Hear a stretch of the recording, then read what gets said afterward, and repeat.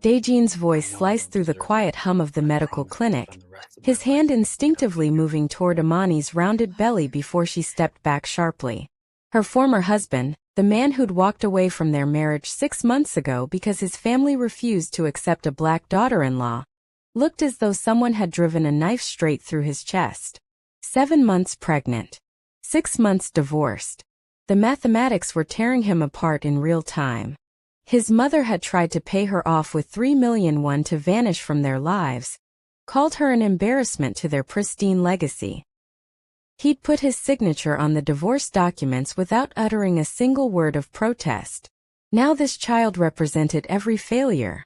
The business empire he'd prioritized over their relationship. The family validation he'd bartered her happiness for.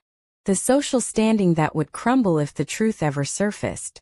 Imani's baby kicked forcefully against her side as Dae-jin moved closer, and she understood they were both teetering on the precipice of something irreversible. One sentence from her lips could either demolish him completely or restore everything he'd sacrificed.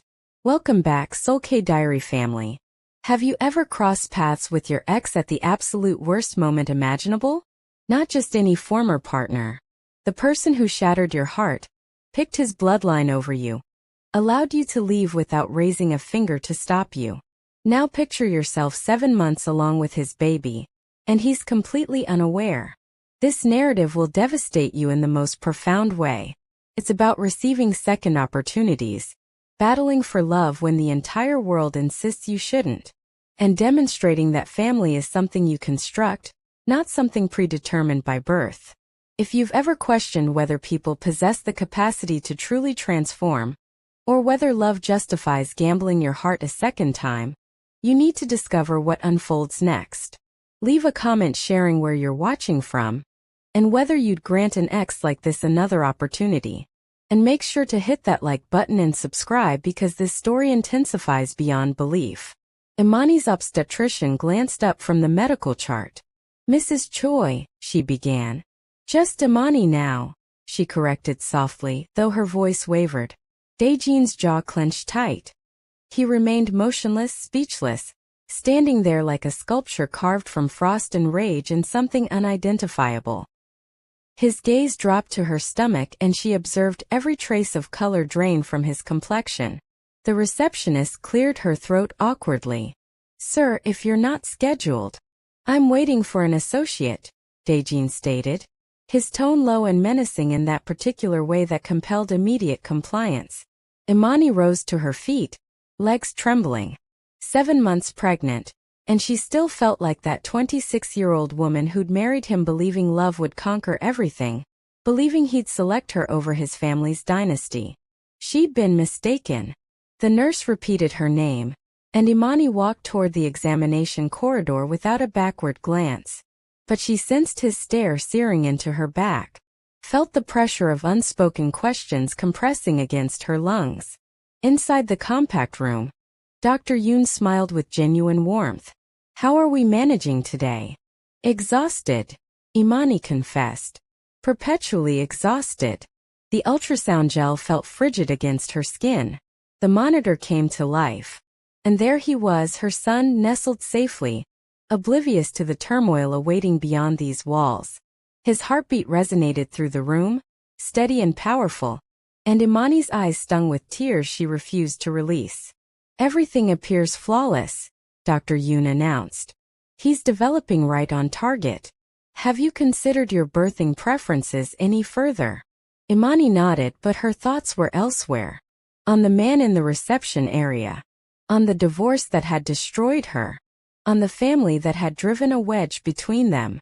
20 minutes elapsed before she emerged back into the corridor and nearly collided with him. Dae-jin caught her elbow, steadying her with hands that felt excessively familiar, excessively warm. Careful. What are you doing here? The words emerged harsher than she'd planned. I could pose the same question. His gaze fell to her belly once more, and this time she recognized it. The glimpse of something raw and desperate flickering in his eyes. Who? That's no longer your business. His grip intensified. Not painfully, but enough to accelerate her pulse. Everything concerning you is my business. You signed the paperwork, Dae-jin. You chose your family over me. Remember. Something crossed his features. Perhaps pain, perhaps remorse. I never intended. But you did. Imani extracted herself, her heart pounding excessively hard, excessively fast. You permitted your mother to convince you I wasn't adequate, that I'd never integrate into your universe. Imani, don't. She retreated, establishing distance between them because proximity weakened her, made her recall things she needed to erase. I'm running late for work. She walked past him, shoulders squared, chin elevated, even though everything within her was fragmenting. Even though she wanted to pivot and scream at him, demand explanations, ask why he looked at her like she'd extracted his heart when he was the one who'd abandoned everything. Outside, the sole afternoon was cold and overcast. Imani pulled her coat tighter and headed toward the subway entrance.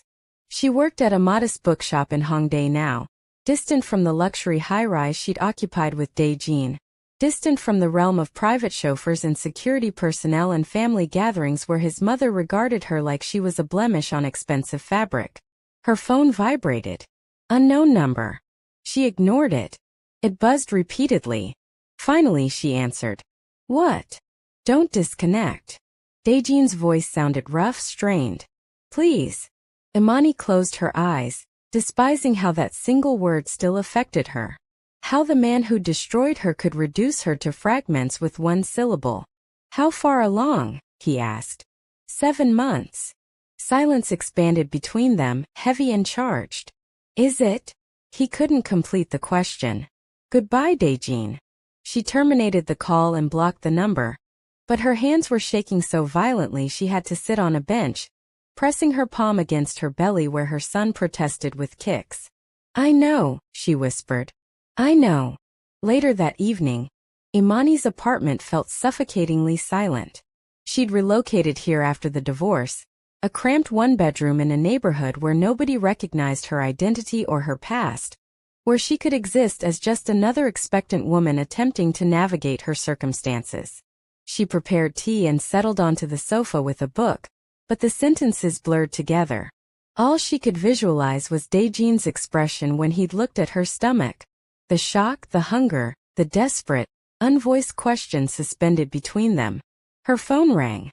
Different number, but she knew. Stop calling. I need to know, Dae-jin stated, and his voice had transformed now. Raw, stripped of the control he typically wore like protective armor. Is he mine? Imani's throat constricted. You relinquished that right. Imani, please.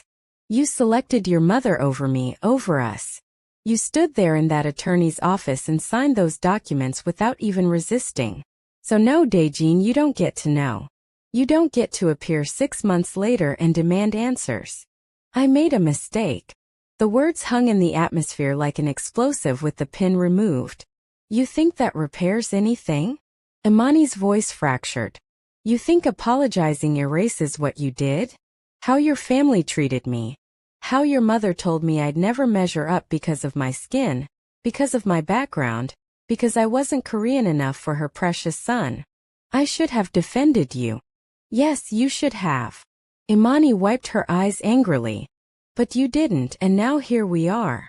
She disconnected and powered off her phone. The following morning, Imani woke to persistent knocking on her door. Demanding, insistent.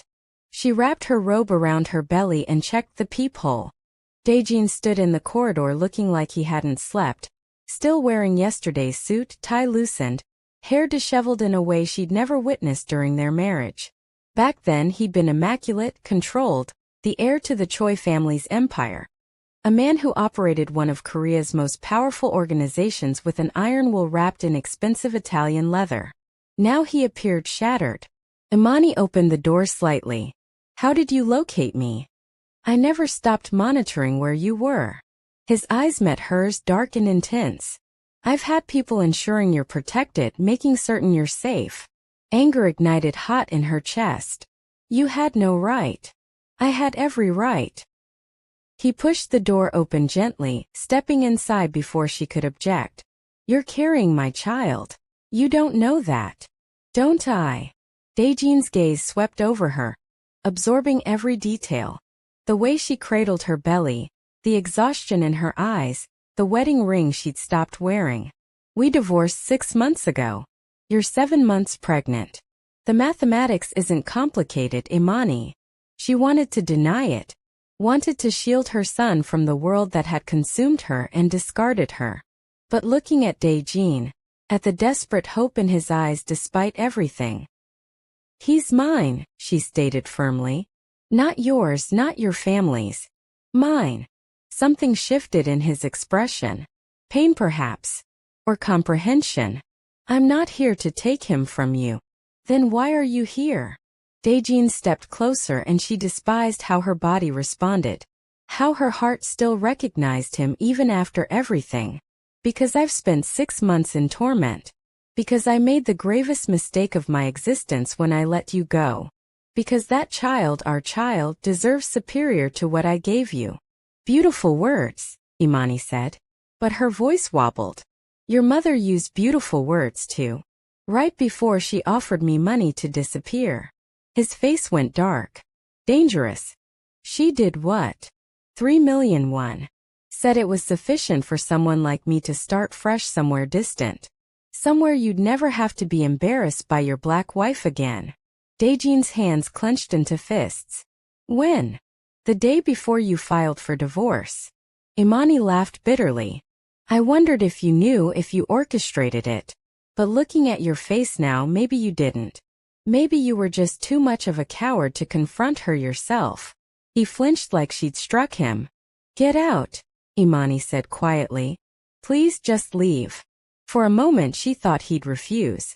Thought he'd argue or debate or use that commanding presence to force her to listen. But instead he nodded slowly. I'll leave, he said. But this isn't finished. That's my son you're carrying. And I'm not walking away again. Not from him. Not from you. He departed, and Imani collapsed onto her sofa, trembling. Several days later, flowers started materializing. Not at her apartment, Dae-jin was shrewder than that. But at the bookstore where she worked. Orchids, her favorite, white and purple and delicate, with small cards that said nothing except his name written in that familiar handwriting. Her coworker Sarah raised her eyebrows. Secret admirer? Complicated ex, Imani muttered. Complicated how? He's the father, and he doesn't want to be an ex anymore. Sarah whistled low. What are you going to do? Ignore him until he gives up. But Dae-jin didn't give up. He appeared at the bookstore 3 days later carrying coffee prepared exactly how she liked it, with oat milk and honey because regular milk nauseated her during pregnancy. How he knew that she had no idea. I'm working, Imani said when he approached the counter. I can see that. He set the coffee down. You look tired. I'm 7 months pregnant. I'm supposed to look tired. You're also standing for 8 hours daily. That can't be beneficial for you. She wanted to snap at him, tell him to mind his business, but her feet were aching. And the coffee smelled incredible. And damn him for still knowing exactly how to penetrate her defenses. What do you want, Dae-jin? To talk. 5 minutes. We already talked. No, you expressed your anger and I listened, which I deserved. But now I'm requesting 5 minutes where we both listen. Imani glanced at Sarah, who made a shooing gesture. Traitor. She followed Dae-jin outside into the cold afternoon. He immediately removed his coat and draped it over her shoulders before she could protest. I spoke with my mother, he said without preamble. Good for you. She admitted what she did. The money, the things she said to you. His jaw was tight, controlled fury simmering beneath the surface. I've removed her from all decision-making positions in the family business. She no longer has access to company funds or influence over family matters. Imani stared at him. You what? She drove away the only woman I've ever loved. She insulted you, attempted to buy you off, made you feel like you weren't worthy of being my wife. Dae-jin's voice was low and dangerous. She's fortunate that's all I did. Something in Imani's chest cracked. Dae-jin. I should have done it 2 years ago when we married. I should have told her that if she couldn't respect you, she had no place in our lives. I should have protected you. He met her eyes, and the regret there was so raw it hurt to look at. I failed you. I know that. And I know apologizing doesn't repair anything, but I need you to understand. Losing you broke something in me. Something I didn't think could break. You signed the divorce papers, Imani whispered. Because you asked me to. Because you said you couldn't exist in a world where my family made you feel inferior. And I thought maybe you'd be happier without me. Without all of this. He gestured vaguely, encompassing the life she'd left behind. I thought I was doing the right thing. You were a coward. Yes. He didn't flinch from the accusation. I was. But I'm trying to be better. For him. His gaze dropped to her belly. For you, if you'll permit me. Imani's hands trembled as she pulled his coat tighter. Smelled like him. Expensive cologne and something uniquely Dae-jin that made her heart ache. I don't know if I can trust you again. I know. I'll earn it back. However long it takes. Your family will never accept me. Then they're not my family anymore. The words hung between them, heavy with promise and danger and all the things they'd never properly articulated before. I need time, Imani said finally. To think. To figure out what's best for my son. Our son, Dae-jin corrected gently. But yes, take whatever time you need. I'll be here. He turned to leave, then paused. The clinic appointment. I was there meeting with a specialist. One of my associates was injured. Needed surgery. I wasn't following you. I need you to know that. Imani nodded, not trusting her voice. She watched him walk away, and something inside her whispered that this wasn't over. That whatever had drawn them together initially was still there. Burning beneath the surface, waiting. By week's end, Imani's apartment building had new security. She noticed the cameras first, then the guard who materialized in the lobby. When she questioned the building manager about it, he just smiled nervously and said it was a complimentary upgrade. She knew better. Her phone buzzed. A new number, but she recognized the pattern. I didn't ask for security, she texted. You're carrying my child. You get security. That's not how this works. It is now. Imani wanted to be angry. Wanted to tell him he couldn't just throw money at problems and expect them to disappear. But a small traitorous part of her felt safer knowing someone was watching. Knowing that if something happened, Dae-jin would know. She despised that part of herself. Later that evening, Sarah invited her to dinner at a small restaurant in Itaewon. Nothing extravagant, just quality Korean food and better company. Imani almost declined. She was exhausted and her back hurt, and all she wanted was to go home and sleep. But Sarah had been kind when Imani first relocated to Seoul, had helped her find the apartment and the job without asking too many questions. So she went. The restaurant was crowded, warm, full of laughter and conversation. Imani settled into a corner booth and ordered bibimbap. Extra vegetables, no spice. Pregnancy had made her sensitive to heat. How are you really managing? Sarah asked when their food arrived. I don't know, Imani admitted. He says he wants another chance, that he's changed. But how do I trust that? How do I risk my heart again when he already destroyed it once? Do you still love him? The question hit her like a physical blow because yes, God help her, yes. She'd never stopped loving Dae-jin. She just learned to bury it deep enough that she could function, could breathe, could imagine a future that didn't include him. But now he was back, and all those carefully buried feelings were clawing their way to the surface. It doesn't matter, Imani said quietly. Love isn't enough. We already proved that. Maybe. Or maybe you both just needed to mature first. Before Imani could respond, someone approached their table. A man mid-30s, handsome in a casual way. He smiled at Imani with the kind of confidence that came from never being told no. Sorry to interrupt, he said in English, accent American, but I couldn't help noticing you from across the room. I'm Marcus. Sarah's eyes widened. Imani just felt tired. I'm pregnant and not interested, she said flatly. Marcus's smile didn't falter. The pregnancy doesn't bother me. Actually makes you more beautiful. That glow thing is real. Still not interested.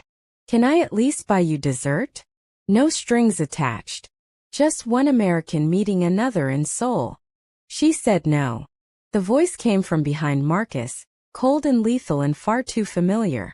Imani's heart stopped. Dae-jin stood there in a black suit, hands in his pockets, looking every inch the dangerous man he actually was.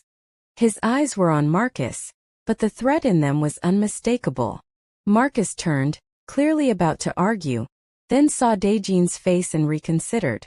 Sorry, man. Didn't realize she was taken. Now you do. Marcus left quickly. Smart man. Dae-jin slid into the booth next to Imani, not asking permission, just claiming the space like it belonged to him. His thigh pressed against hers under the table, warm and solid and making it impossible to think. What are you doing here? Imani demanded. Having dinner. He signaled the waiter, ordered in rapid Korean. Sarah invited me, he added. Imani's head whipped toward her coworker, who suddenly looked very interested in her soup. Traitor, Imani muttered. Sarah shrugged. He loves you. You love him. You're both miserable apart. Someone had to intervene. That's not how this works. Isn't it? Dae-jin's voice was quiet, but his hand found hers under the table, fingers lacing through hers, and she despised how right it felt. How her body still recognized his touch like coming home. Tell me you don't feel it. Tell me that when he was flirting with you, you didn't wish he'd leave. That you didn't want. Don't. Imani pulled her hand away. Don't assume you know what I want. Then tell me. What do you want, Imani? She wanted him. God, she wanted him so badly it hurt. Wanted to believe that things could be different. That he'd really changed. That they could build something better than what they'd had before. But wanting wasn't enough. I want my son to be safe, she said finally. I want him to grow up knowing he's loved, that he's enough exactly as he is. I don't want him in a world where his grandmother looks at him like he's a disappointment because his mother is black. He won't be, Dae-jin said, and the certainty in his voice made her chest tight. My mother will never see him, never speak to him, never have the opportunity to make him feel inferior. I swear it. You can't promise that. I can. I did. She's been removed from the family completely. My father agreed. My brother agreed. She has no power anymore, Imani. No voice, no influence, nothing. Imani stared at him, shock rendering her speechless. The Choi family was everything to Dae-jin. The legacy, the business, the empire his grandfather had built from nothing. And he just severed his mother from it. For her. Why? She whispered. Because she hurt you. Because she attempted to buy you off like you were nothing when you're everything. Because the thought of our son growing up hearing the same poison she fed me. His jaw clenched. I won't allow it. I refuse. Sarah stood abruptly. I just remembered I have somewhere to be. Bye. She left before Imani could protest, leaving them alone in the crowded restaurant. Dae-jin shifted closer, not touching, but close enough that she could feel the heat of him, could smell that cologne that still made her weak. I know I don't deserve another chance, he said quietly. I know I failed you in every way that mattered. But that baby, our son, he deserves better than a father who gave up. Who chose pride and family pressure over love. Dae-jin. Let me finish. Please. He took a breath. I've spent 6 months drowning. Going through the motions. Running the business, dealing with threats, managing the empire. But none of it mattered because you weren't there. Because I'd wake up reaching for you and find empty space. Because I'd see something amusing and want to tell you. Then remember I'd given up that right. Imani's eyes burned. I'm not asking you to forgive me, Dae-jin continued. I'm asking you to let me prove I've changed. To let me be there for our son. To let me show you that this time I'll fight for us. I'm scared, Imani admitted, the words barely a whisper. I'm scared you'll choose them again. That when things get difficult, You'll decide I'm not worth it. Never. His hand cupped her face, thumb brushing away a tear she hadn't realized had fallen. You're worth everything, Imani. You always were. I was just too blind to see it.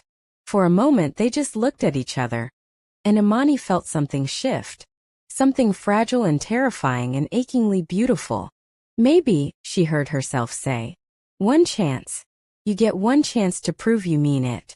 But the first time your family makes me feel inferior, the first time you choose them over us, I'm gone. And I won't come back. Dae-jin's eyes closed briefly, relief washing over his features. One chance is all I need. He pressed his forehead to hers, and Imani let herself breathe him in. Let herself imagine that this could work, that they could build something better from the ashes of what they'd lost. Our son kicks, she said softly. Especially at night, like he's practicing taekwondo in there. Dae-jin's hand moved to her belly, hovering. Can I? She guided his palm to where their baby was moving, and watched Dae-jin's face transform. Wonder replaced the careful control. Joy cracked through the armor he wore. He's strong, Dae-jin breathed. He is. Takes after his father probably. Or his mother. You're the strongest person I know. Imani laughed, the sound watery. I don't feel strong. I feel exhausted and scared and completely overwhelmed. Then let me help. Let me carry some of it. She wanted to say no. Wanted to protect herself and her son from the possibility of more heartbreak. But looking at Dae-jin, at the desperate hope in his eyes, at the way he held her belly like it was the most precious thing in the world. Okay, she whispered. Okay. The next morning, Dae-jin appeared at her apartment with breakfast. Not fancy hotel room service, just street food from her favorite vendor. The one near the bookstore that made hotteok exactly how she liked it. Crispy on the outside, sweet on the inside. How did you know about this place? Imani asked, accepting the warm pastry despite herself. I told you. I never stopped monitoring where you were. He leaned against her kitchen counter, watching her eat with an intensity that made her self-conscious. I know you stop there every morning on your way to work. I know you always purchase two because one is never enough. I know you like your coffee with oat milk and honey, that you can't tolerate the smell of fish anymore, that you've been craving mangoes even though they're expensive this season. That's borderline stalking. I prefer concerned observation. His lips quirked, almost a smile. I needed to know you were okay. That you were eating enough, sleeping enough, not working too hard. I can take care of myself. I know. But you shouldn't have to. Not alone. Imani bit into the hotteok, letting the sweetness melt on her tongue. She'd missed this. Not the grand gestures or expensive gifts. Just him. The quiet moments. The way he paid attention to small things. I have a doctor's appointment next week, she said, not looking at him. Ultrasound. They'll tell us the exact due date. Check his development. Make sure everything's progressing normally. Dae-jin went very still. Can I come? I don't know if that's. Please. The word was raw. I've already missed 6 months. Let me be there for this. Imani's chest tightened. She wanted to say no. Wanted to keep this part of her pregnancy separate from him. But looking at his face, at the naked longing there. Fine. Next Thursday. 2 o'clock. Don't be late. I won't be. He left after that, and Imani sank onto her couch, wondering what she'd just agreed to. Letting him back in felt like standing at the edge of a cliff, 1 foot already over the edge. Later that week, flowers appeared at her apartment. Not orchids this time, but sunflowers, bright and cheerful, with a card that read, "Because you deserve sunshine." Sarah called that evening. So how's it going with Mr. Tall, dark and brooding? His name is Dae-jin. I know his name. I'm asking how you're doing. Imani shifted on the couch, trying to find a comfortable position. He's trying. Really trying. And it's confusing and scary, and I don't know if I can do this again. Do you want to? That's the problem. Yes, I do. But wanting something doesn't make it safe. Nothing worth having is safe, honey. Sarah's voice was gentle. But maybe that's okay. Maybe safe isn't what you need right now. After they hung up, Imani pressed her hand to her belly where her son was doing somersaults. What do you think, little one? Should we give your father a chance? The baby kicked hard right against her palm. I'll take that as a yes. By Thursday, Imani's nerves were frayed. She'd changed clothes 3 times, finally settling on a simple dress that accommodated her belly without making her feel like a tent. Dae-jin arrived exactly on time, wearing dark jeans and a sweater instead of his usual suit. He looked younger somehow, more approachable. You look beautiful, he said when she opened the door. I look pregnant. Same thing. The clinic was different this time. Less sterile, more welcoming. Maybe because Dae-jin was there. His presence somehow making everything feel less overwhelming. He held doors, kept his hand on the small of her back, radiated protective energy that made nurses smile and other patients give them space. In the examination room, Dr. Yoon's eyes widened when she saw Dae-jin. Mr. Choi, I didn't realize. I'm the father, Dae-jin said simply. If that's acceptable to Imani. Dr. Yoon looked at Imani, who nodded reluctantly. The ultrasound gel was still cold. The monitor still flickered to life. But this time when their son appeared on screen, Imani wasn't alone. Dae-jin stood beside her, his hand finding hers, his breath catching as he saw their baby for the first time. That's him, Imani whispered. He's perfect. Dae-jin's voice was thick with emotion. Look at him. Dr. Yoon smiled, moving the wand to show different angles. He's measuring beautifully, right on track. See here? That's his heartbeat. Strong and steady. And these are his fingers. He's sucking his thumb. Dae-jin made a sound, half laugh, half sob. His grip on Imani's hand tightened. Due date is looking like mid-March, Dr. Yoon continued. About 2.5 months from now. Do you have support at home, Imani? Someone to help you when labor starts? Imani hesitated. I'll be there, Dae-jin said firmly. Whatever she needs, whenever she needs it. Dr. Yoon nodded approvingly. Good. First-time labor can be prolonged and exhausting. Having support makes all the difference. After the appointment, they sat in Dae-jin's car in silence. The ultrasound pictures lay between them on the console, black and white proof of the life they'd created. Thank you, Dae-jin said finally, for letting me be there. He's your son too. You should get to see him. Thank you for giving me another chance. I know how difficult that must be after everything I put you through. Imani looked out the window at the gray Seoul afternoon. Your mother really has no contact with you anymore? None. My father made it official. She's been relocated to the family estate in Jeju, given a generous allowance, but she has no say in business matters or family decisions. My brother oversees her finances to ensure she doesn't attempt anything creative. She must hate me even more now.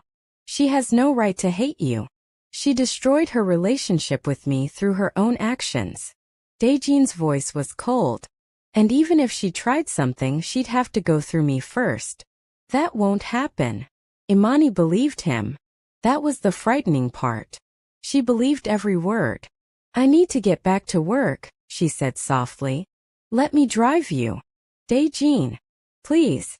It's cold and you're 7 months pregnant, and I just want to make sure you get there safely. She should say no. Should maintain boundaries. But her feet hurt and the subway was crowded this time of day, and honestly, she was tired of fighting him when all he was trying to do was help. Okay. The drive to the bookstore was quiet, comfortable. Dae-jin drove with one hand on the wheel, the other resting on the console between them. Close enough to touch but not quite touching, giving her space while making it clear he wanted to be closer. When they arrived, he walked her to the door. Can I see you this weekend? He asked. Take you to dinner? Somewhere quiet where we can just talk. I don't know if. Not a date. Just dinner between two people trying to figure out how to be parents together. Imani wanted to say no. Wanted to slow this down before she got swept away again. But looking at him, at the hope in his eyes. Saturday. 6 o'clock. But nowhere fancy. I can't fit into fancy clothes anymore. Dae-jin's smile was genuine this time, full and bright, making him look younger. I know just the place. He left and Imani watched his car disappear into traffic, wondering what she was getting herself into. Saturday arrived too quickly. Imani spent the afternoon overthinking her outfit, finally settling on maternity jeans and a soft sweater. Comfortable, practical, not trying too hard. Dae-jin appeared in jeans again, casual in a way she'd rarely seen during their marriage. Back then he'd always been the heir, the boss, the man in expensive suits making million-dollar decisions. This version of him felt more authentic somehow. He took her to a small Italian restaurant in Gangnam, tucked away from the main streets. The kind of place with checkered tablecloths and candlelight and wine bottles and food that smelled like heaven. I didn't know this place existed, Imani admitted as they were seated. It's been here for 20 years. The owner's family is from Naples. His grandmother makes the pasta fresh every morning. How did you find it? I've been coming here since university, before the family business consumed everything. Before I became, he paused. Before I became someone I didn't recognize. Imani studied him across the table. You've changed. I had to. Losing you made me realize I'd turned into my mother. Putting family legacy above everything else. Forgetting what actually matters. Which is love, truth, being a good man, not just a powerful one. His eyes met hers. You, our son, building something real instead of just maintaining an empire. The waiter appeared with bread and olive oil. After he left, Dae-jin leaned forward. Tell me about these 6 months, he said. I know where you lived and where you worked, but I don't know how you felt, what you thought about, if you were happy or sad or angry. Imani broke off a piece of bread, buying time. All of the above. Sometimes in the same hour. Did you hate me? Sometimes. Mostly I hated that I couldn't hate you. That even after everything I still... She stopped, the words catching in her throat. Still what? Still loved you. Still wanted you. Still woke up reaching for you and finding empty space. Dae-jin's hand covered hers on the table. I did the same thing. Every morning for 6 months. Reaching for you. Forgetting for just a second that you were gone. Then remembering and feeling like I'd been hit by a truck. Poetic. True. His thumb traced circles on her palm. I tried to move on. Tried to convince myself that the divorce was for the best. That you'd be happier without me and my family's poison. But then I'd see something that reminded me of you. A woman laughing. Someone ordering coffee with oat milk. A bookstore window. And I'd fall apart all over again. Imani's throat was tight. Why didn't you call?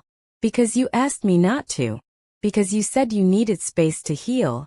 And I'd already taken so much from you. I couldn't take that too. So you just watched from a distance? Yes. Making sure you were safe, that you had what you needed, that nobody bothered you. His expression darkened slightly. There was a man 2 months after the divorce. He asked you out. Imani remembered. A customer at the bookstore. Nice enough, persistent. I said no. I know. But he came back 3 more times. So I had a conversation with him. Dae-jin. A polite conversation. I simply explained that you weren't interested and continued pursuit would be unwise. You threatened him. I protected you. His voice was unapologetic. There's a difference. Imani should be angry. Should lecture him about boundaries and control, and letting her make her own choices. But a traitorous part of her felt protected. Cared for. Like someone was watching her back, even when she didn't know it. Their food arrived. Pasta carbonara for her. Rigatoni for him. They ate in comfortable silence for a while. The tension between them shifting into something warmer. I want to be there, Dae-jin said eventually. When you go into labor. In the delivery room, if you'll let me. I want to be the first person our son sees when he enters this world. Imani's hand trembled around her fork. That's a lot of trust to ask for. I know. But I'm asking anyway. She thought about it. about going through labor alone versus having Dae-jin there, strong and steady and protective, making sure the doctors paid attention, that she got the best care, that nothing went wrong. Okay, she heard herself say. But if you faint, I'm never letting you forget it. Dae-jin laughed, the sound genuine and warm. Deal. After dinner, they walked along the Han River. It was cold but clear, the city lights reflecting off the water. Dae-jin draped his coat over her shoulders without asking, and Imani let him because she was freezing and pregnant and tired of pretending she didn't want him close. Can I ask you something? Dae-jin said after a while. Depends on the question. When did you know? About the baby. Imani wrapped her arms around herself. About 3 weeks after the divorce was finalized. I was sick all the time, exhausted, emotional. I thought it was just stress. Then I took a test and...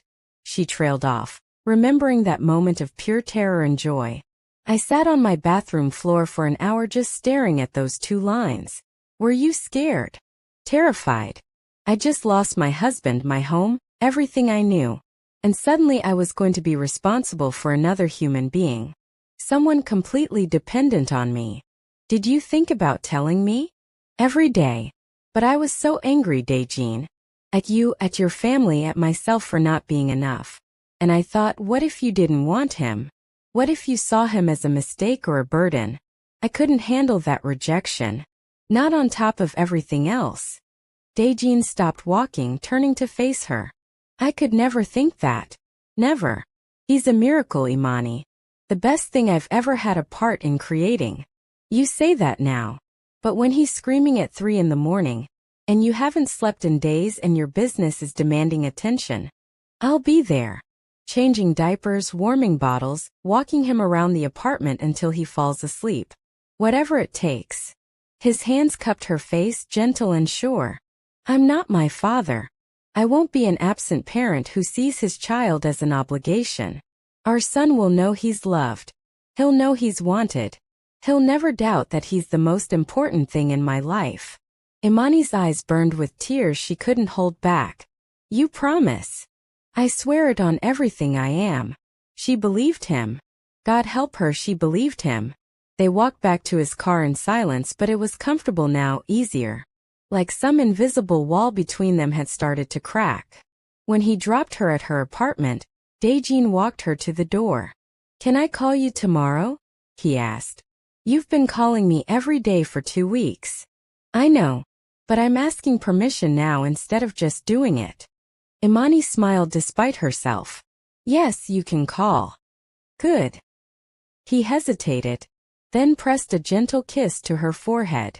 Brief, chaste, but enough to make her heart skip. Sleep well. He left before she could respond, and Imani stood in her doorway for a long moment, fingers pressed to where his lips had been. This was dangerous. This feeling spreading through her chest, warm and terrifying and achingly familiar. This hope that maybe, just maybe, they could make it work this time. The next morning, Imani woke to her phone ringing. Unknown number, but she was getting better at recognizing the pattern. Did I wake you? Dae-jin's voice was rough, like he'd been up for hours. It's 9. I've been awake since 6 because apparently our son thinks mornings are party time. Is he moving now? Constantly. I swear he's training for the Olympics in there. Can I? Dae-jin paused. Never mind. It's presumptuous. What? I was going to ask if I could come over. Put my hand on your belly and feel him move. But that's forward and you probably have plans. I'm making pancakes and watching terrible reality TV. You're welcome to join. Silence then. Really? Really? But you have to bring coffee. The good kind. I'll be there in 20 minutes. He arrived in 15, carrying coffee and a bag from the bakery she loved. He'd also brought fresh fruit, mangoes, because apparently he'd been serious about knowing her cravings. They settled on her couch, breakfast spread between them. Dae-jin had changed into sweats and a t-shirt, looking more relaxed than she'd seen him in months. Years maybe. This is nice, Imani admitted. Normal. We could have this every day if you wanted. Dae-jin. I'm not pushing. Just stating facts. He set his coffee down. Can I? She knew what he was asking. Took his hand and placed it on her belly where their son was currently doing gymnastics. Dae-jin's entire face transformed. Wonder replaced everything else. He's so active. Wait for it. Imani counted silently.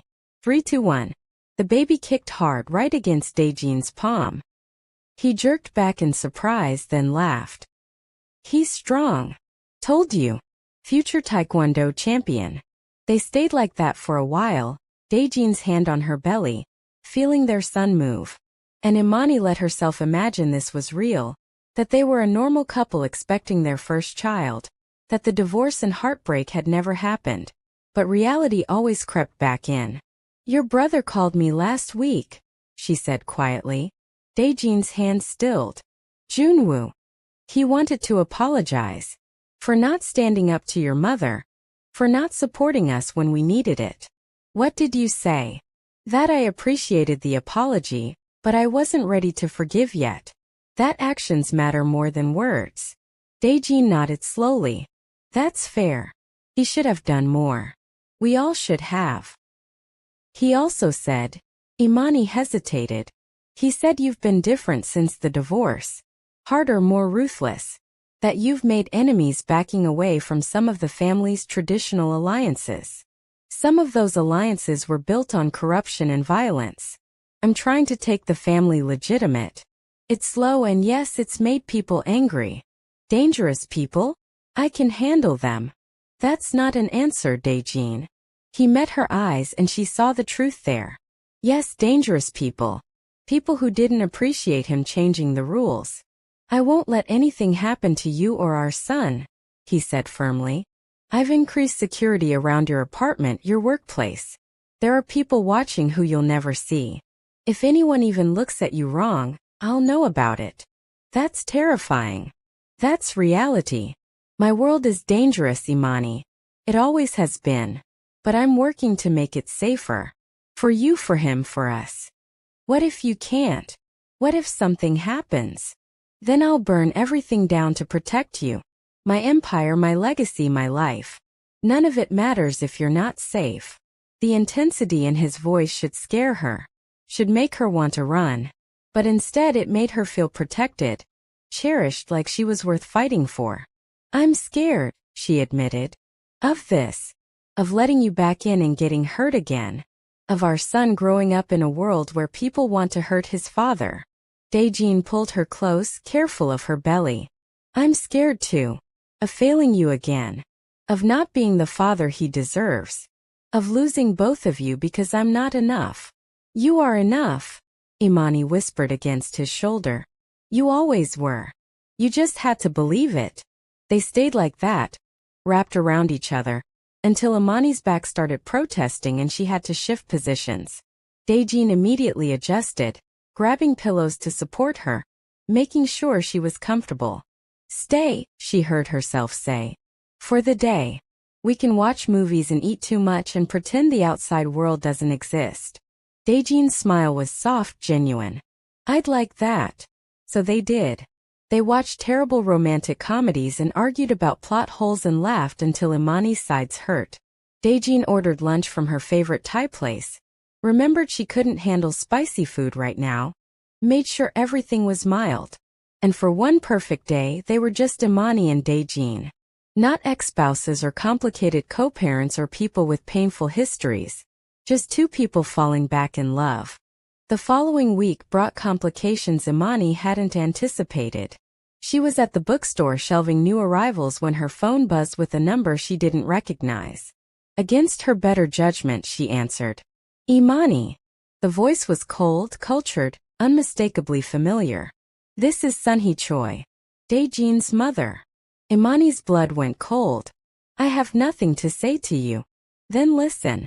My son thinks he can erase me from his life, from this family. But he's wrong. I built this empire alongside his father. I won't be pushed aside because of some infatuation. He's not a child.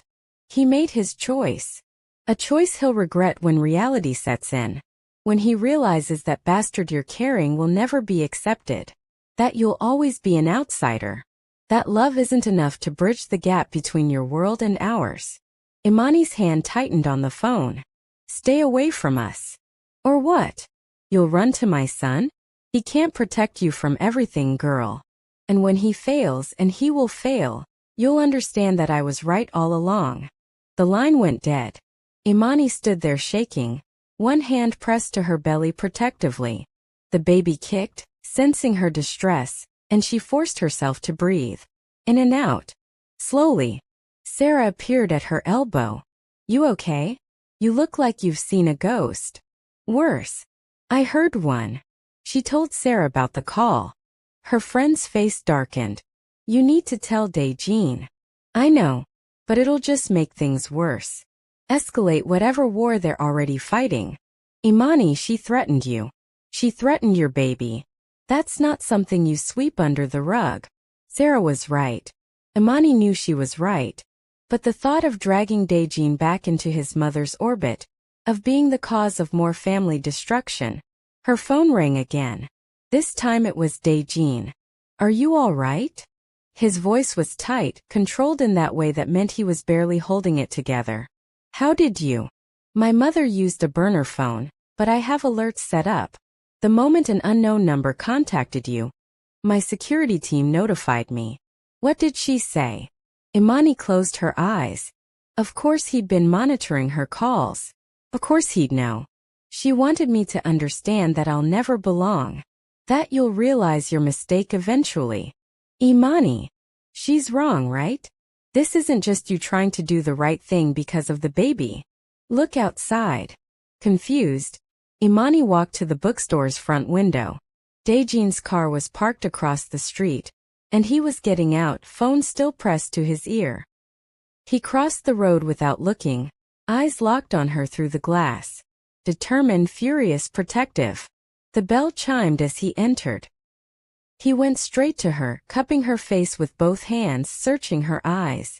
You are not a mistake, he said, loud enough that several customers turned to stare. You are not an outsider. You are the woman I love, the mother of my child, and the only person who's ever made me want to be better than I am. My mother is wrong. She's always been wrong. And if she contacts you again, I will make sure she regrets it. Imani's throat was too tight to speak. I'm sorry, Dae-jin continued, softer now. I thought cutting her off would be enough. I should have known she'd try something. But I swear to you this ends now. Today. She will never threaten you again. Dae-jin, I don't want to be the reason your family falls apart. You're not. She is. Her hatred, her prejudice, her inability to see beyond blood and tradition. That's what's destroying this family. Not you. Never you. He pulled her close, careful of her belly, and Imani let herself lean into him. Let herself believe that maybe he was strong enough to stand between her and the poison his mother represented. I need to go, Dae-jin said eventually. Handle this. But I'm sending someone to watch the store. Just until I'm sure she won't try anything else. That's not necessary. It is. His voice left no room for argument. Humor me. Please. Imani nodded, too tired to fight. He pressed a kiss to her forehead, lingering longer than necessary. Then he was gone, leaving her standing in the middle of the bookstore with her heart in her throat. Later that evening, Junwoo appeared at her apartment. Dae-jin's younger brother looked exhausted. His usually perfect appearance slightly disheveled. Can we talk?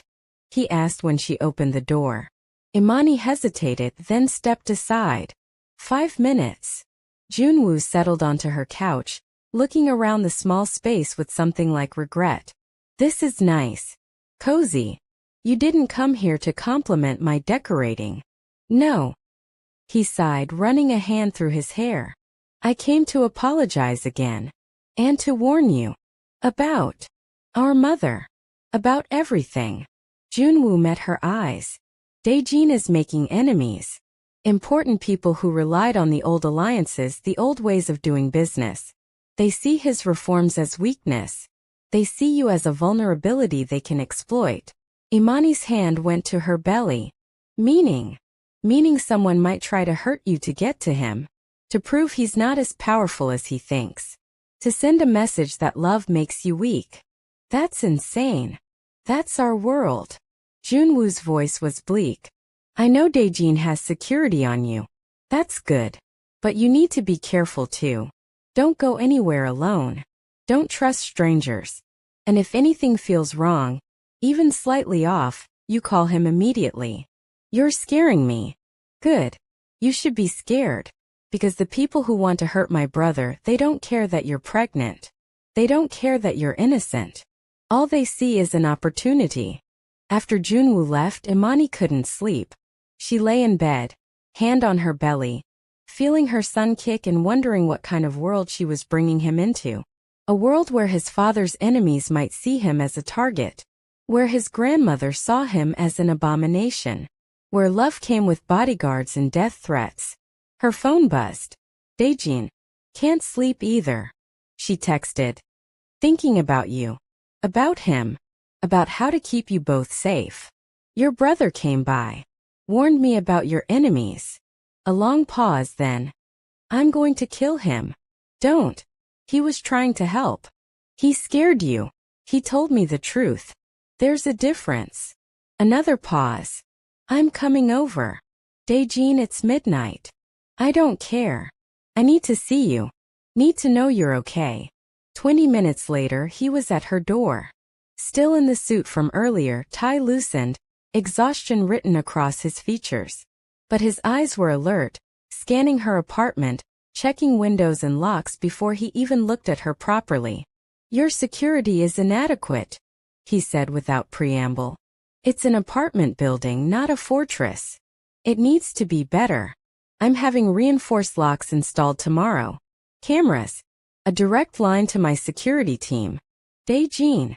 Don't. His voice was raw. Don't tell me I'm overreacting. Don't tell me it's too much. Because the thought of something happening to you, to our son, because I didn't do enough, that's not something I can live with. Imani saw it then. The fear beneath the control. The terror that he'd fail again. But this time the consequences would be permanent. Come here, she said softly. He crossed to her and she took his hand, placing it on her belly. The baby was awake, moving restlessly. Feel that? He's fine. I'm fine. We're both okay. For now. But what about tomorrow? Next week? When you go into labor and you're vulnerable and… Stop. Imani's other hand cupped his face, forcing him to look at her. You can't protect us from everything. Bad things might happen. Your mother might keep trying to interfere. Your enemies might see us as targets. But living in fear, that's not living at all. I can't lose you again. You won't. But you need to trust that we're stronger than you think. That I can be careful without being imprisoned. That our son deserves parents who believe in possibility, not just danger. Dae-jin closed his eyes, leaning into her touch. You're right. I know you're right. But the thought of anything happening. What will help is you getting some sleep. When's the last time you slept properly? 3 days ago. Maybe 4. Dae-jin. I've been handling the situation with my mother. Making sure she understands that contacting you again will have consequences. Reinforcing security. Meeting with allies to shore up support. Managing threats from people who see my reforms as weakness. There's been a lot. Imani made a decision that was probably stupid but felt right anyway. Stay tonight. Sleep here. Just sleep, she added quickly when his eyes widened. On the couch. But stay. Because you're exhausted and I'll worry if you drive home like this. Imani. Please. For me. He nodded slowly. Okay. She found him blankets and a pillow. He settled onto her couch, too tall for it, but he didn't complain. Just watched her with dark eyes that held too many emotions to name. Thank you, he said quietly. For this. For giving me another chance. For not giving up on us even when I gave you every reason to. Thank you for fighting. For choosing us. For proving that you meant it when you said you'd changed. She went to bed but couldn't sleep, knowing Dae-jin was in the next room. Knowing he was there because he couldn't bear to leave her unprotected. It did something to her heart. Something warm and terrifying and impossible to ignore. Around 3 in the morning, she got up for water and found him awake, staring at the ceiling. "Can't sleep?" she asked. "Too much on my mind. Want to talk about it?" Dae-jin sat up, making room for her on the couch. She settled beside him, letting their shoulders touch. "I keep thinking about when we first met," he said eventually. "Do you remember? The art gallery in Itaewon. You were there for some business meeting. I was there because I loved the artist's work. You were standing in front of that painting, the one with the woman dancing in the rain. And you looked so captivated, like nothing else in the world existed except that canvas." Imani smiled at the memory. "You asked me what I saw in it. And you told me you saw freedom. Someone choosing joy despite the storm. Despite everything trying to bring her down. You said it reminded you of yourself. Even though we just met. Even though you knew nothing about me." "I knew enough," Dae-jin said softly. "I knew you were different from anyone I'd ever met. That you saw the world in ways I'd forgotten were possible. That you made me want to be more than just the heir to an empire. I fell in love with you that night," Imani admitted. "Watching you talk about art and philosophy and what makes life worth living. Seeing past the expensive suit to the man underneath. I fell in love with you too. But I was too much of a coward to fight for us when it mattered. Too afraid of disappointing my family, of losing my place in the dynasty. I chose wrong, Imani. And I've regretted it every day since." She leaned her head on his shoulder. "We both made mistakes. I ran instead of fighting. I let your mother's words burrow into my heart and make me believe I wasn't enough. I gave up on us too. So where does that leave us now? Trying again. Doing better. Building something stronger than what we had before." They sat in comfortable silence for a while. Then Dae-jin spoke again, his voice hesitant. "Can I ask you something?" "Always." "After the baby is born, would you consider moving?" "Not far. Just somewhere safer. Somewhere I can protect you both better." Imani pulled back to look at him. "You want us to live together?" "Eventually. If you're ready. If you trust me enough. But even if not, just somewhere with better security. A building with guards and cameras and layers of protection between you and anyone who might want to hurt you." "That sounds like a prison." "It's just precaution. Please, Imani. Let me do this one thing. Let me know you're as safe as I can make you." She thought about it. About her tiny apartment with its single lock and no security. About bringing a baby home to this place, knowing Dae-jin's enemies might see them as targets. "Okay," she said finally. "But I picked the place. And it has to feel like a home, not a fortress." Relief flooded his features. "Deal. We can start looking this week if you want. After the baby comes. I'm too tired to apartment hunt right now." "Fair enough." They ended up falling asleep like that, curled together on her too small couch. And when Imani woke up with the sunrise, Dae-jin's arms were around her, protective even in sleep. She could get used to this. The next few weeks passed in a blur of doctor's appointments and apartment viewings, and Dae-jin slowly integrating himself back into her life. He was careful never to push too hard, never to assume rights he hadn't earned back yet. But he was constant, reliable, there when she needed him and respectful of her space when she didn't. It was working. They were working. Until everything fell apart again. Imani was at the bookstore when the cramps started. Sharp and sudden, making her double over behind the counter. Sarah found her there, face pale, hands clutching her belly. "Hospital. Now. It's probably nothing. Just Braxton Hicks. You're 8 months pregnant and in pain. We're going to the hospital." Sarah called Dae-jin while helping Imani to her car. He answered on the first ring. "What's wrong?" "She's having contractions. We're heading to Seoul National University Hospital. I'll meet you there." He beat them to the emergency room. Must have driven like a maniac through Seoul traffic because there was no way he'd gotten there that fast legally.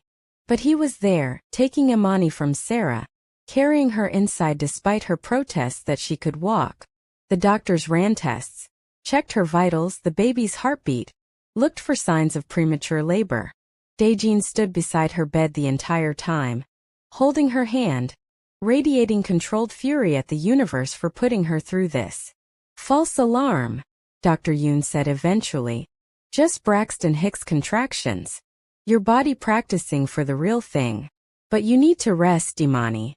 No more working until after the baby comes. I can't afford. I'll handle it, Dae-jin said immediately. Dae-jin, please, let me do this. You almost gave me a heart attack today. The least you can do is let me make sure you're taking care of yourself. Dr. Yoon smiled. Listen to him. Stress isn't good for the baby. And working on your feet all day at 8 months pregnant definitely counts as stress. After the doctor left, Imani lay back against the pillows, exhausted. Scared you, she said. Terrified me. Dae-jin's hand tightened on hers. When Sarah called and said you were in pain, I've never driven that fast in my life. I think I broke several traffic laws getting here. My hero. Don't joke. Not about this. She squeezed his hand. I'm okay. We're both okay. For now. But what about next time? What if you're alone when something happens? What if? Stop spiraling. The doctor said it's normal. That my body is just preparing. I don't care what's normal. I care that you're safe. Imani pulled him closer until his forehead rested against hers. I am safe. Because you're here. Because you won't let anything happen to us. Because even when I push you away you keep showing up. That's what makes me feel safe, Dae-jin. Not security systems or bodyguards. You. Something shifted in his expression. Relief and love and bone-deep gratitude all mixed together. I love you, he said, the words raw and honest. I never stopped. Even when we were apart. Even when I thought I'd lost you forever, I loved you. I love you now. I'll love you tomorrow and every day after. And I know I don't deserve you. No. I failed you in every way that mattered. But if you'll let me, I'll spend the rest of my life proving I mean it. Imani's eyes burned. I love you too.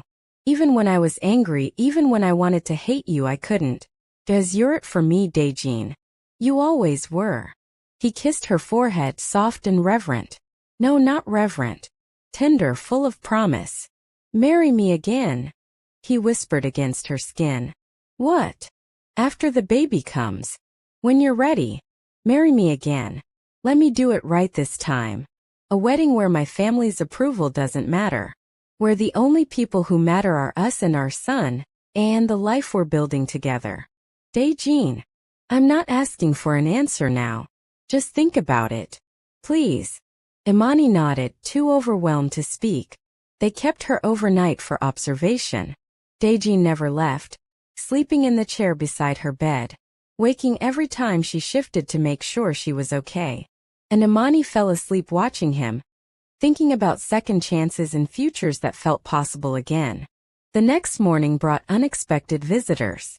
Dae-jin's father and brother appeared in her hospital room, looking uncomfortable but determined. We won't stay long, Dae-jin's father said. His name was Hyunwoo, and Imani had only met him a handful of times during her marriage. He'd been distant but not cruel, more focused on business than family drama. I wanted to apologize for my wife's behavior, for not intervening when I should have, for letting her poison what should have been celebrated. Imani blinked, stunned. Mr. Choi, please call me Hyunwoo. You're the mother of my grandson. That makes you family, regardless of what papers say. Junwoo stepped forward, setting a wrapped box on her bedside table. For the baby.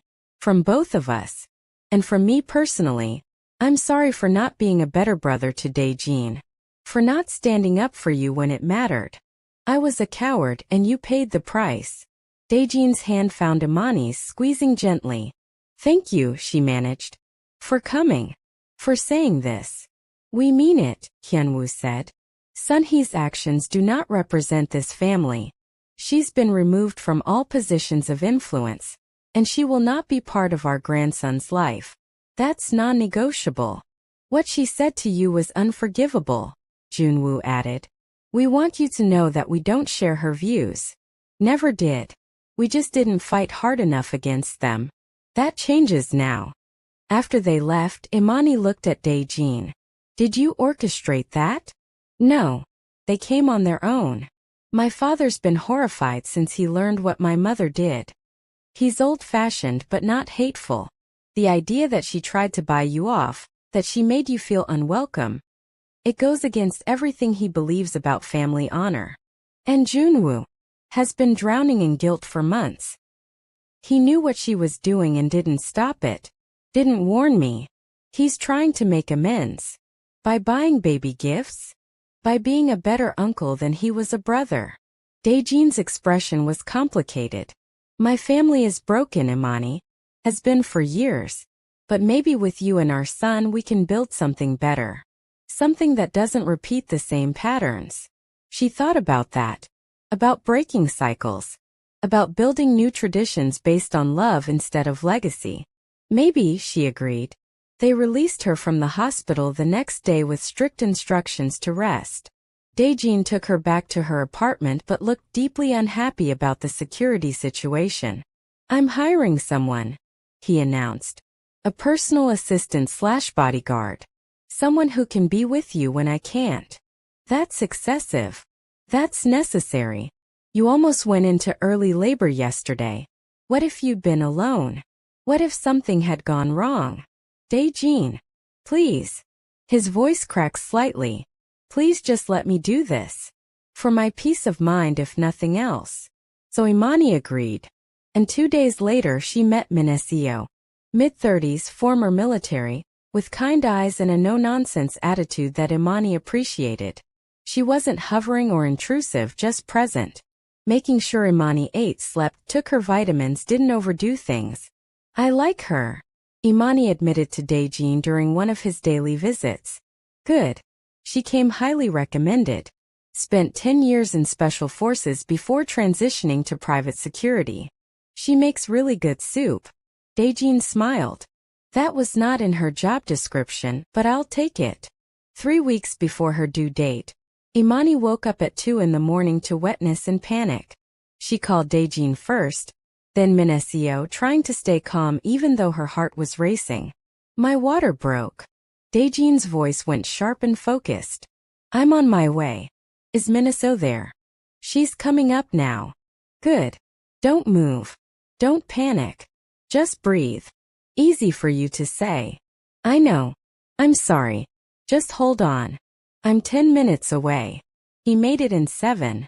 Minasio had already packed Imani's hospital bag. Helped her change, was timing contractions when Dae-jin burst through the door, looking wild-eyed and terrified. How far apart? He demanded.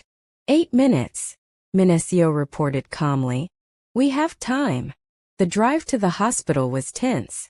Dae-jin held Imani's hand, breathing with her through contractions, looking like he might break something every time she gasped in pain. You're doing great, he kept saying. So strong. So brave. I'm terrified. Me too. But we're doing this together. You, me, and our son. Team effort. Despite the pain, Imani laughed. You're not the one pushing a human out of your body. No. But I'd take this pain for you if I could. All of it. They got her checked in, settled in a delivery room. The contractions were getting closer together, more intense. Dae-jin never left her side, letting her squeeze his hand hard enough to leave marks, whispering encouragement and love and promises about the future. You can do this, he said when she was sobbing through a particularly bad contraction. I know it hurts. I know it's terrifying. But you're the strongest person I know. And in a few hours we'll meet our son. It'll all be worth it. Easy for you. I know. I'm sorry. I wish I could do more. You're here. That's enough. Hours passed in a blur of pain and pushing and Dae-jin's steady presence. When the doctor finally said she was ready, when it was time to push for real, Imani was exhausted and terrified and ready for this to be over. One more, the doctor encouraged. Big push. You've got this. Imani bore down, squeezing Dae-jin's hand, feeling like she was being split in half, and then crying, high and indignant, and the most beautiful sound she'd ever heard. "It's a boy," the doctor announced, holding up a tiny squirming bundle. "Perfectly healthy." They placed him on Imani's chest, and she looked down at her son, their son, and fell completely irrevocably in love. He had Dae-jin's dark hair, her nose and lungs that could probably wake the entire hospital. "Hi, baby," she whispered, tears streaming down her face. "Hi, sweet boy. We've been waiting for you." Dae-jin was crying too, not even trying to hide it. His hand touched their son's tiny head, gentle and awed. "He's perfect," Dae-jin breathed. "Look at him. He's absolutely perfect." "Do we have a name?" the nurse asked. Imani looked at Dae-jin. They discussed names but never quite settled on one. "Taeyong," Dae-jin said softly. "It means sun. Because he's our light. Our victory. Proof that love can survive anything." "Taeyong Isaiah Choi," Imani added, including both their heritages in their son's name. The nurse smiled. "Beautiful name for a beautiful boy." After they cleaned Taeyong up and made sure he was healthy, after they'd moved Imani to a recovery room, Dae-jin sat beside her bed holding their son. He looked transformed. Like fatherhood had cracked open something in him that had been locked away for too long. "Thank you," he said without looking away from Taeyong. "For this. For him. For giving me another chance to be the man you both deserve. Thank you for fighting. For not giving up when I pushed you away. I'll never give up. Not on you, not on him, not on us. This is my family. My whole world." Taeyong yawned, tiny fist curling against Dae-jin's chest, and Imani's heart expanded so much it hurt. "We should rest while he's sleeping," she said. "I have a feeling we won't get much sleep once we take him home." "Where is home?" Dae-jin asked carefully. "Your apartment? Somewhere new?" "My penthouse." "I don't know yet. Can we figure it out later?" "Of course. Whatever you want." But 2 days later, when they were discharged from the hospital, Imani made a decision. As Dae-jin pulled up to her apartment building, started to help her out, she shook her head. "Take us to your place." He froze. "What?" "Your penthouse. Take us there. I want to try this. Being a family. Living together. Figuring out how to make this work." "Imani, I'm not saying it'll be easy. I'm not saying I've forgiven everything. But I love you, Dae-jin. And I want Taeyong to grow up with both his parents. I want to wake up next to you and argue about whose turn it is to change diapers and build something real together.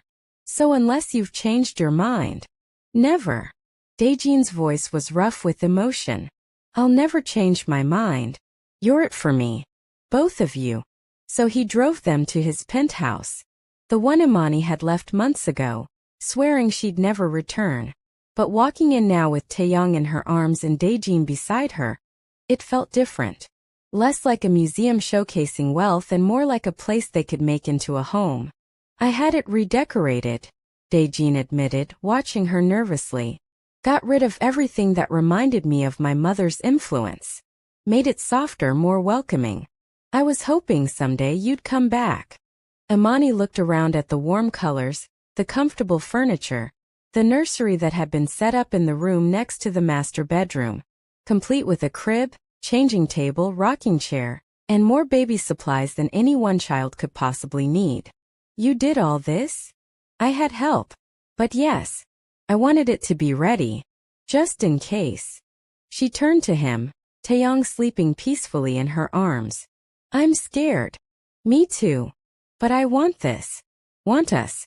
Want to try." Dae-jin kissed her forehead, careful not to disturb the baby. "That's all I'm asking. A chance to prove I mean it. That I'll choose you every single day for the rest of my life." The first week was chaos. Taeyong didn't sleep, which meant neither did they.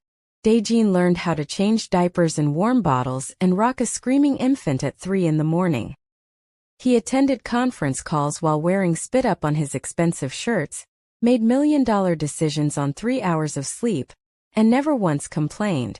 Imani watched him transform from the controlled, intimidating mafia boss into a gentle father who sang lullabies in Korean and made silly faces to get their son to stop crying. And she fell in love with him all over again. 2 months after Taeyong was born, Dae-jin's father requested a visit. Imani was nervous, but Dae-jin promised he'd handle it if things went badly. Hyunwoo arrived with Junwoo, both carrying gifts and looking appropriately odd when Dae-jin placed Taeyong in his grandfather's arms. "He's beautiful," Hyunwoo said softly. "Looks like both of you. Strong. Perfect." "Thank you for coming," Imani said carefully. "Thank you for letting us. I know we don't deserve it after everything my wife put you through, but I'm grateful. And I promise, he'll always be welcome in this family. Always be loved and protected and valued for exactly who he is." Junwoo knelt beside Imani's chair.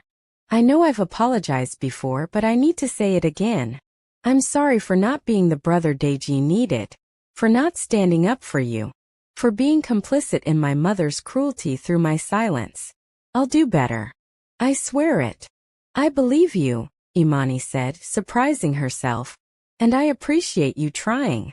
After they left, Dae-jin pulled her close. "You didn't have to forgive them." "I didn't. Not entirely.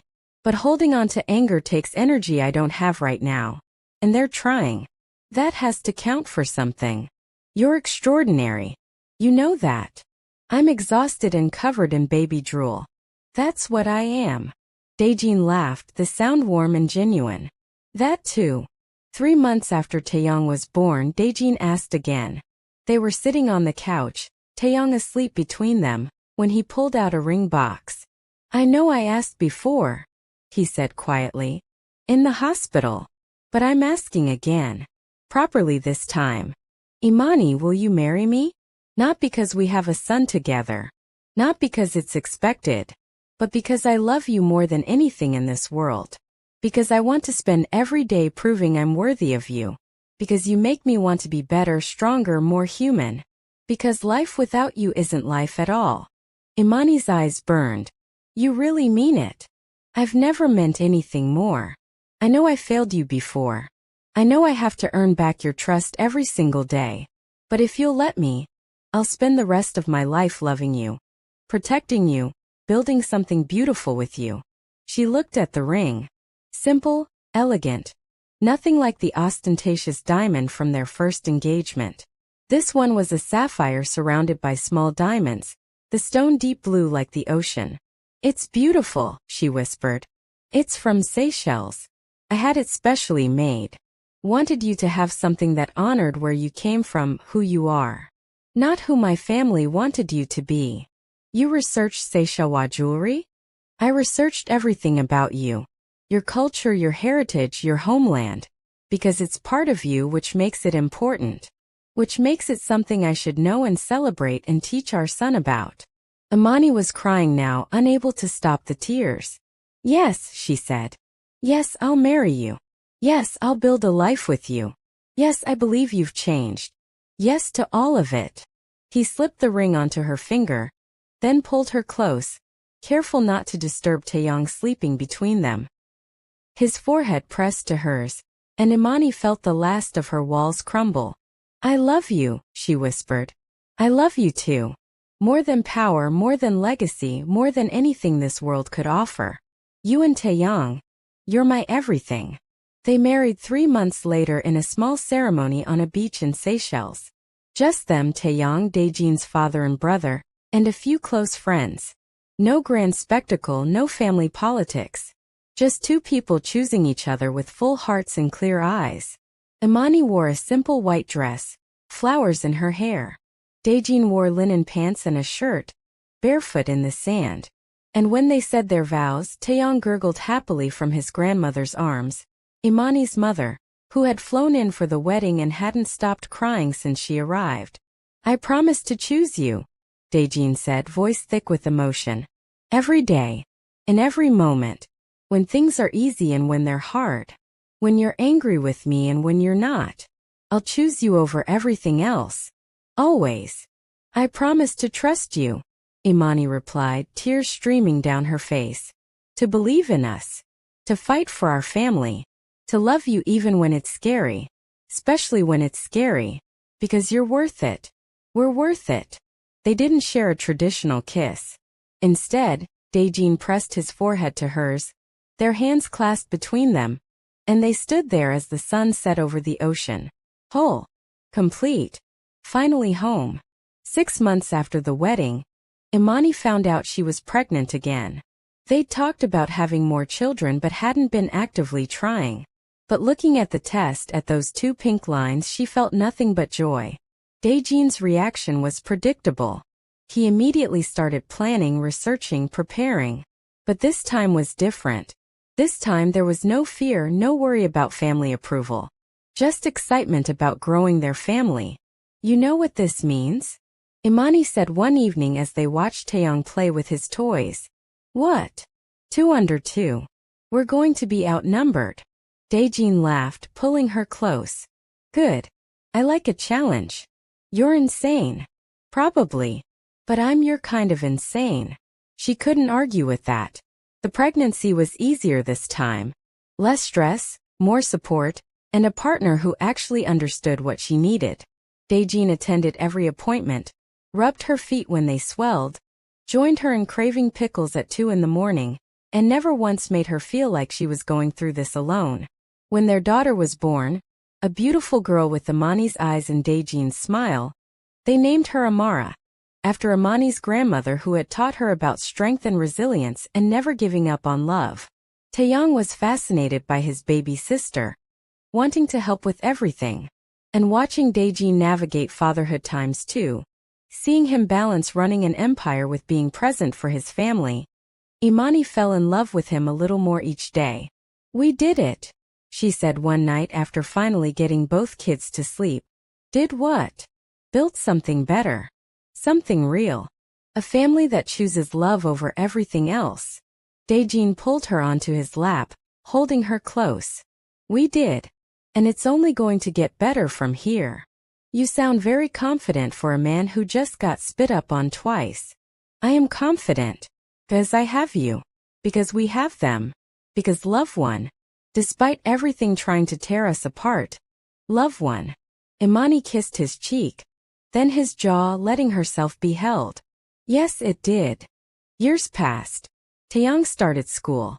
Amara learned to walk. They added another child to the family, a son they named after Imani's father. Dae-jin successfully transitioned the family business completely legitimate, cutting ties with the old alliances and building something they could both be proud of. His mother made one final attempt to contact them when Taeyong was 5. She showed up at the school trying to see her grandson, but security and Dae-jin's absolute refusal to allow her anywhere near his children prevented it. She sent letters, gifts, made appeals through extended family members. Dae-jin burned every letter unopened. She's still your mother, Imani said once, watching him destroy another package. She stopped being my mother when she tried to destroy you. When she made you feel inferior. When she threatened our family. That woman has no place in our lives. Not now. Not ever. Imani didn't argue. Because he was right. Some bridges once burned couldn't be rebuilt. On their 10th anniversary, Dae-jin surprised her with a trip back to Seychelles. Just the 2 of them, leaving the kids with his father and brother. A week of sun and ocean and remembering why they fell in love in the first place. Do you have any regrets? Imani asked as they walked along the beach at sunset. Only one. That I didn't fight for you sooner. That I let you go in the first place. But if you hadn't, we might not be here. Might not have learned what we needed to learn. Maybe. But I still regret the pain I caused you. The months you spent alone. The fear you felt when you found out you were pregnant. Imani stopped walking, turning to face him. I don't regret it. Any of it. Because it led us here. To this life. These children. This love that's stronger for being tested. Dae-jin cupped her face, thumbs brushing her cheeks. I love you more now than I did 10 years ago. More than I thought possible. I love you too. My impossible, stubborn, protective, wonderful husband. He kissed her then, not on her forehead or nose or cheeks, A real kiss, deep and thorough and full of promise. And they stood there as the sun set, exactly where they'd married. Exactly where their forever had really begun. Because love doesn't always come easy. Sometimes it comes broken, bruised, wrapped in second chances and hard-won trust. Sometimes it requires fighting through family opposition and personal demons and all the ways we fail each other. But when it's real, when it's worth it, love conquers everything. And their love? It was the realest thing either of them had ever known. The sun dipped below the horizon, painting the sky in shades of orange and pink. Dae-jin held Imani close, and she let herself sink into the moment. Into the warmth of his embrace. Into the knowledge that they'd built something unbreakable. Their story hadn't been easy. It hadn't been simple or straightforward or anything like a fairy tale. But it was theirs. Written in tears and laughter, in sleepless nights and quiet mornings. In the beautiful chaos of building a family against all odds. And standing there on that beach with 10 years of love and life and learning behind them, Imani knew one thing with absolute certainty. She'd do it all again. Every painful moment, every hard conversation, every tearful fight and desperate reconciliation, because it had led her here. To him. To their children.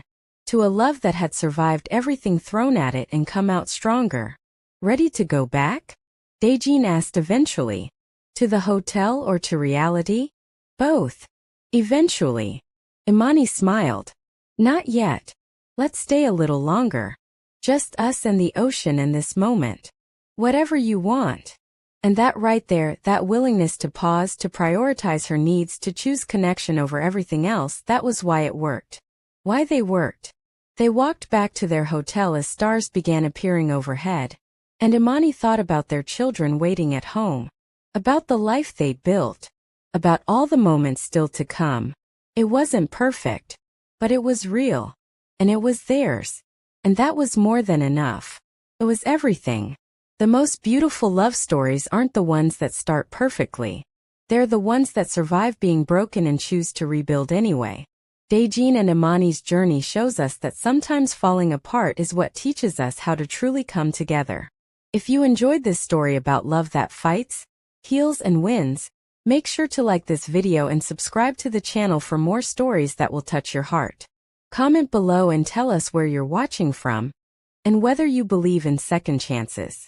Because sometimes the greatest love stories are the ones that refuse to give up.